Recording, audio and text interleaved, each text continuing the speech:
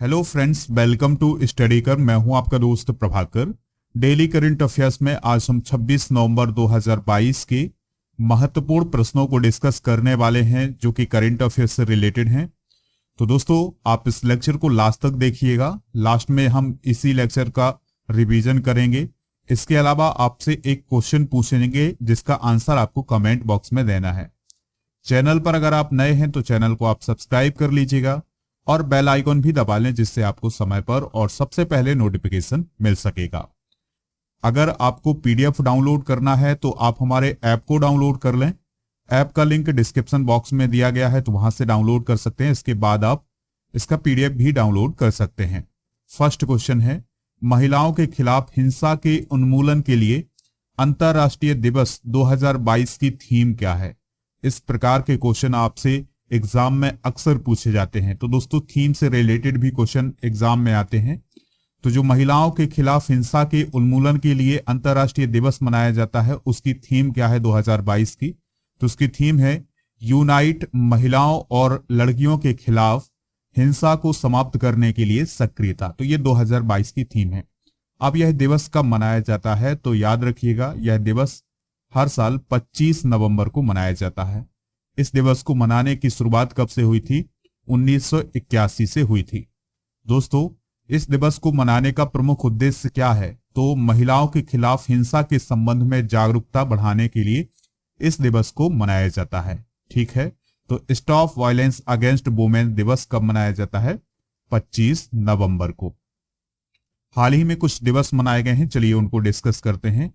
1 नवंबर को विश्व शाकाहारी दिवस, 5 नवंबर को विश्व सुनामी दिवस, 7 नवंबर को शिशु सुरक्षा दिवस और कैंसर जागरूकता दिवस मनाया गया है।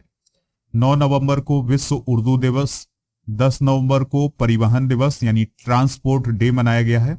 11 नवंबर को नेशनल एजुकेशन डे और नेशनल फाइलेरिया दिवस मनाया गया है। 14 नवंबर को बाल दिवस और विश्व मधुमेह दिवस मनाया गया। 16 नवंबर को राष्ट्रीय प्रेस दिवस मनाया गया। इसके अलावा 17 नवंबर को राष्ट्रीय मिर्गी दिवस मनाया गया और विश्व छात्र दिवस भी 17 नवंबर को मनाया गया। 18 नवंबर को विश्व वयस्क दिवस, 19 नवंबर को विश्व नागरिक दिवस और विश्व शौचालय दिवस मनाया गया है। 20 नवंबर को सार्वभौमिक बाल दिवस यानी यूनिवर्सल चिल्ड्रंस डे मनाया गया है। 21 नवंबर को विश्व टेलीविजन दिवस। 26 नवंबर को मनाया जाएगा राष्ट्रीय कानून दिवस, विश्व पर्यावरण संरक्षण दिवस और राष्ट्रीय संविधान दिवस 26 नवंबर को मनाया जाएगा। 30 नवंबर को झंडा दिवस मनाया जाएगा।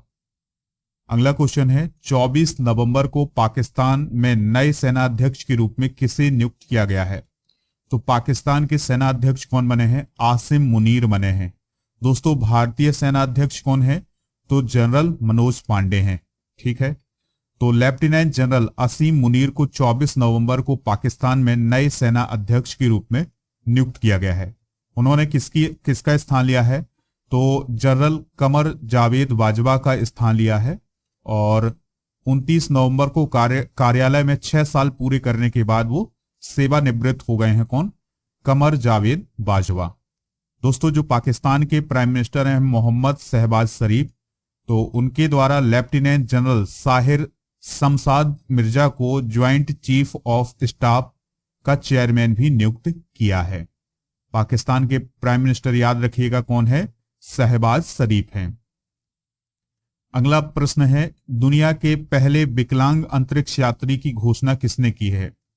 तो इसका आंसर है ईएसए ने। किसने दोस्तों? ईएसए ने, यानी यूरोपियन अंतरिक्ष एजेंसी यानी यूरोपियन स्पेस एजेंसी ने 23 नवंबर को शारीरिक अक्षमता वाले लोगों को काम करने और अंतरिक्ष में रहने की अनुमति देने की दिशा में एक प्रमुख कदम उठाया है।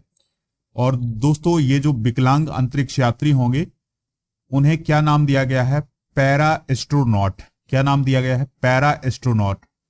तो दुनिया के पहले विकलांग अंतरिक्ष यात्री कौन होने वाले हैं? तो वो हैं पूर्व ब्रिटिश पैरालंपिक धावक जॉन मैकफॉल। क्या नाम है दोस्तों? John McFall. ये नाम आप जरूर याद रखिएगा क्योंकि आपके एग्जाम में इस प्रकार के क्वेश्चन बनते हैं। तो दुनिया के पहले विकलांग अंतरिक्ष यात्री कौन बने हैं? जॉन मैकफॉल बने हैं। और इनको अंतरिक्ष में कौन भेजेगा दोस्तों? तो वो भेजेगा यूरोपीय अंतरिक्ष एजेंसी, यानी यूरोपियन स्पेस एजेंसी के द्वारा उन्हें अंतरिक्ष में भेजा जाएगा। जॉन मैकफॉल की बात करें तो उन्होंने 2008 में बीजिंग पैरालंपिक खेलों में 100 मीटर का कांस्य पदक यानी ब्रॉन्ज मेडल जीता था। यहां पर अंतरिक्ष में प्रथम की बात आई है, तो चलिए अंतरिक्ष से जुड़े हुए कुछ प्रथम मामले डिस्कस करते हैं। दोस्तों, अंतरिक्ष में जाने वाला पहला इंसान, पहला व्यक्ति कौन है, यानी first person to go into space, तो वो है यूरी गॉगरिन। सर्वप्रथम अंतरिक्ष में उपग्रह भेजने वाला देश कौन है? रसिया। अंतरिक्ष में जाने वाला पहला स्पेस डॉग, यानी उस कुत्ते का नाम बताना है जो पहली बार अंतरिक्ष में गया था, तो उसका नाम था लाइका। अंतरिक्ष में जाने वाली पहली महिला कौन है? वेलेंटिना तारेस्कोवा। अंतरिक्ष में जाने वाला पहला भारतीय कौन है? तो राकेश शर्मा, यानी the first Indian go to space कौन है? राकेश शर्मा है। चांद पर कदम रखने वाला पहला इंसान कौन है, यानी first person to step on the moon कौन है? Neil Armstrong. चंद्रमा पर आदमी भेजने वाला पहला देश कौन है? अमेरिका है। मंगल ग्रह पर चालक रहित अंतरिक्ष यान भेजने वाला पहला देश कौन है? अमेरिका है। भारत का प्रथम चालक रहित विमान कौन है? लक्ष्य है। और चंद्रमा की परिक्रमा करने वाला पहला अंतरिक्ष यान कौन है? लूना 10। तो दोस्तों, ये अंतरिक्ष से जुड़े हुए कुछ पहले मामले हैं, तो इस प्रकार के क्वेश्चन भी एग्जाम में बनते हैं, इन्हें आप नोट जरूर करिएगा। अगला क्वेश्चन है, अनवर इब्राहिम किस देश के प्राइम मिनिस्टर बने हैं? तो दोस्तों, अनवर इब्राहिम जो है वो मलेशिया के प्राइम मिनिस्टर बने हैं। तो मलेशिया के विपक्षी नेता हैं अनवर इब्राहिम, तो वो 24 नवंबर को देश के 10वें प्राइम मिनिस्टर बने हैं। उन्हें किसने नियुक्त किया है? तो उन्हें अल सुल्तान अब्दुल्ला के द्वारा नियुक्त किया गया है, जो कि मलेशिया के राजा हैं। जिस प्रकार से अपने यहाँ राष्ट्रपति होते हैं, इसी प्रकार से मलेशिया में वहां के किंग हैं, राजा हैं। कौन? अल सुल्तान अब्दुल्ला। तो उनके द्वारा अनवर इब्राहिम को प्राइम मिनिस्टर नियुक्त किया गया है। ठीक है दोस्तों, मलेशिया की कैपिटल क्या है? कुआलालंपुर। और यहाँ की जो करेंसी है वो है मलेशियाई रिंगिट। देखिए दोस्तों, यहां पर आप मलेशिया का मैप देख सकते हैं। मलेशिया किस महाद्वीप में है? तो याद रखिएगा, मलेशिया जो है वो एशिया महाद्वीप में है। और मलेशिया को दो हिस्सों में कौन बांटता है? तो साउथ चाइना सी, यानी साउथ चाइना सी के द्वारा मलेशिया को दो हिस्सों में बांटा जाता है। ये आप देखिएगा, ठीक है। ये इस प्रकार से ये दो हिस्सों में बटा हुआ है मलेशिया। और इसके पड़ोसी देश कौन कौन से हैं? थाईलैंड है, ब्रुनेई है, इंडोनेशिया है। तो ये इसके पड़ोसी देश हैं। अगला प्रश्न है, भारत ने किस जगह से मध्यम दूरी की बैलिस्टिक अग्नि 3 मिसाइल का सफल परीक्षण किया है?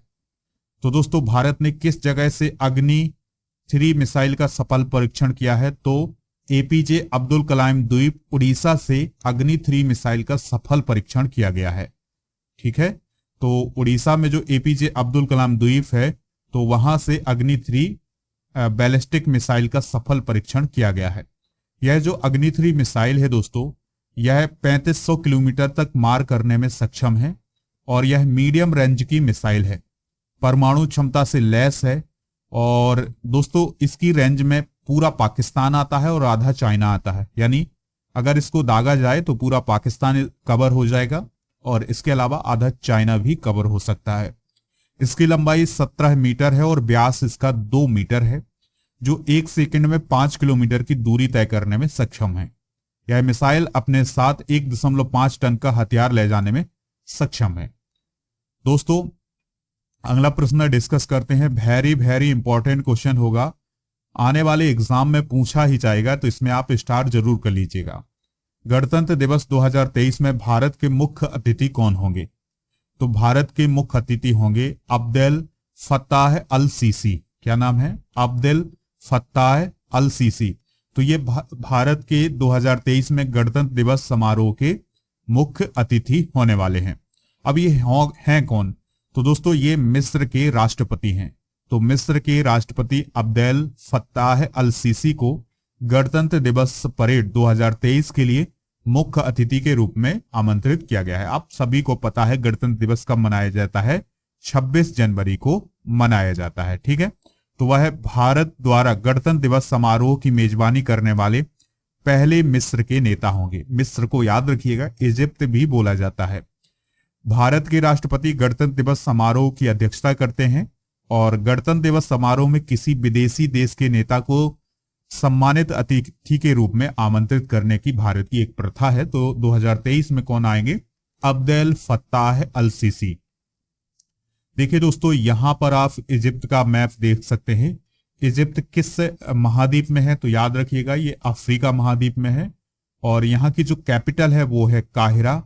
और ये आप देख सकते हैं रेड सी है और ये भूमध्य सागर है और इसके बीच में दोस्तों यहां से सुएज नहर निकलती है।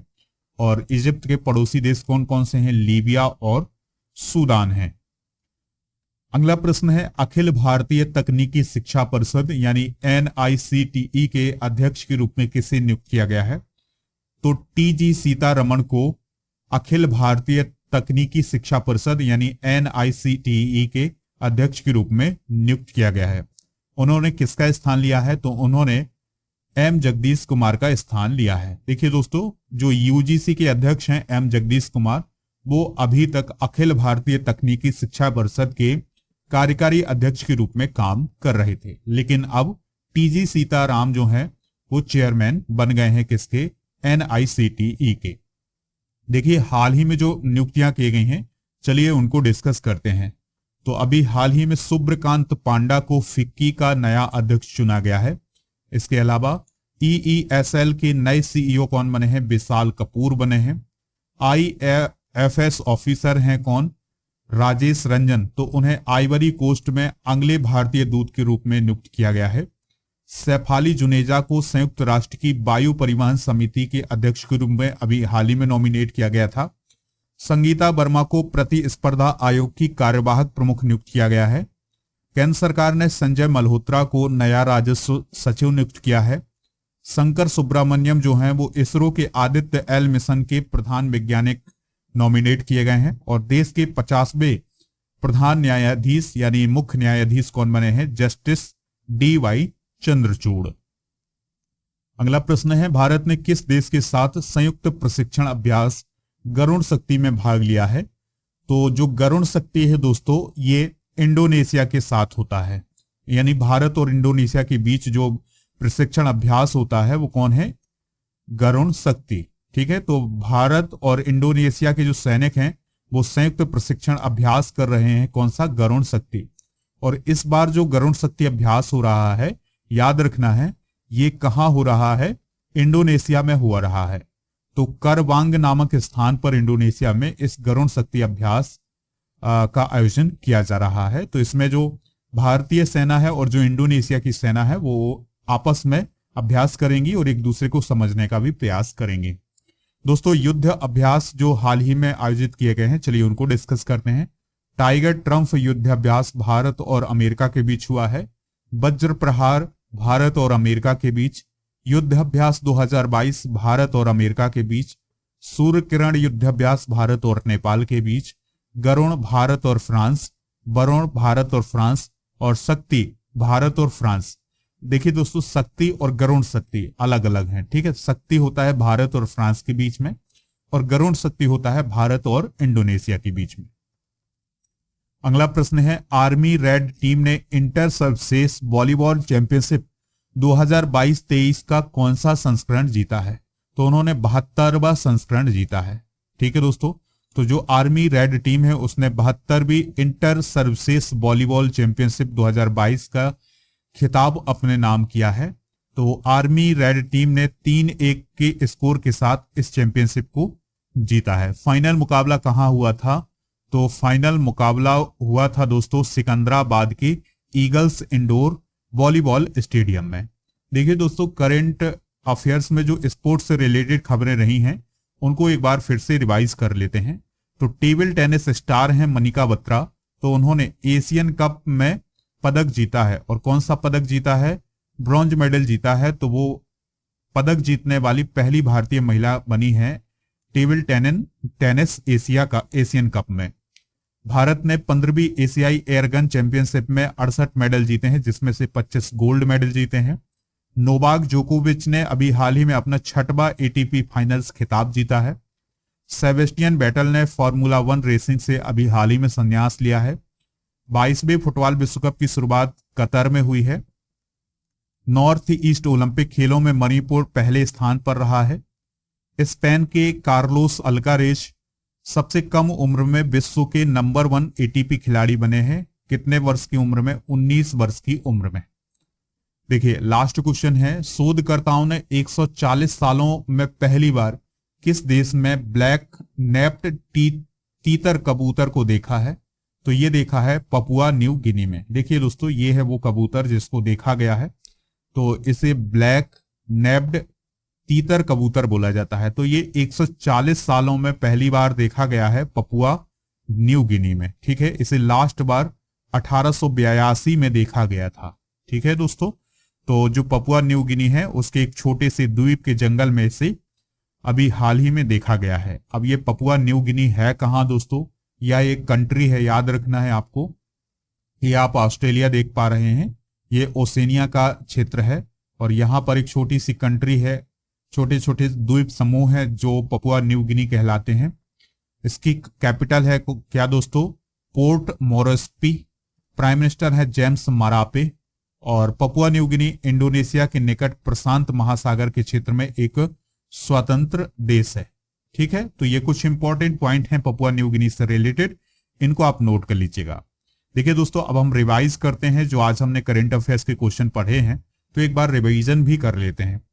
तो फर्स्ट क्वेश्चन है, महिलाओं के खिलाफ हिंसा के उन्मूलन के लिए अंतरराष्ट्रीय दिवस 2022 की थीम क्या है? तो यूनाइट, महिलाओं और लड़कियों के खिलाफ हिंसा को समाप्त करने के लिए सक्रियता। 24 नवंबर को पाकिस्तान के नए सेनाध्यक्ष के रूप में किसे नियुक्त किया गया है? आसिम मुनीर को। दुनिया के पहले विकलांग अंतरिक्ष यात्री की घोषणा किसने की है? ESA ने। अनवर इब्राहिम किस देश के प्रधानमंत्री बने हैं? मलेशिया के। भारत ने किस जगह से मध्यम दूरी की बैलिस्टिक 3 मिसाइल का सफल परीक्षण किया है? तो APJ अब्दुल कलाम द्वीप, उड़ीसा से। गणतंत्र दिवस 2023 में भारत के मुख्य अतिथि कौन होंगे? Abdel Fattah al Sisi. अखिल भारतीय तकनीकी शिक्षा परिषद के अध्यक्ष के रूप में किससे नियुक्त किया गया है? TG सीताराम को। भारत ने किस देश के साथ संयुक्त प्रशिक्षण अभ्यास गरुड़ शक्ति में भाग लिया है? इंडोनेशिया के साथ। आर्मी रेड टीम ने इंटर सबसेस वॉलीबॉल चैंपियनशिप 2022-23 का कौन सा संस्करण जीता है? 72वां संस्करण जीता है। शोधकर्ताओं ने 140 सालों में पहली बार किस देश में ब्लैक नेप्ड तीतर कबूतर को देखा है? तो ये पपुआ न्यू गिनी में देखा है। दोस्तों, अब आपसे एक क्वेश्चन पूछा जा रहा है जिसका आंसर आपको कमेंट बॉक्स में देना है। अगर आपने ये लेक्चर बहुत ही ध्यान से देखा होगा तो आप इसका आंसर आसानी से दे देंगे। भारत ने किस देश के साथ संयुक्त प्रशिक्षण अभ्यास गरुड़ शक्ति में भाग लिया है? Oman, Bangladesh, Japan, Indonesia. जो भी इसका राइट आंसर हो आप कमेंट बॉक्स में जरूर बताइएगा, हमें इंतजार रहेगा आपके आंसर का। PDF डाउनलोड करने के लिए आप हमारे ऐप को डाउनलोड कर लें। ऐप पर monthly current affairs, daily current affairs और जो भी इंपॉर्टेंट PDF है वो सभी उपलब्ध हैं, तो आप इनको डाउनलोड कर लीजिएगा। इसके अलावा लेक्चर पसंद आया हो तो आप इसे लाइक करें, शेयर करें सभी दोस्तों को सभी सोशल मीडिया प्लेटफॉर्म पर। जय हिंद, वंदे मातरम।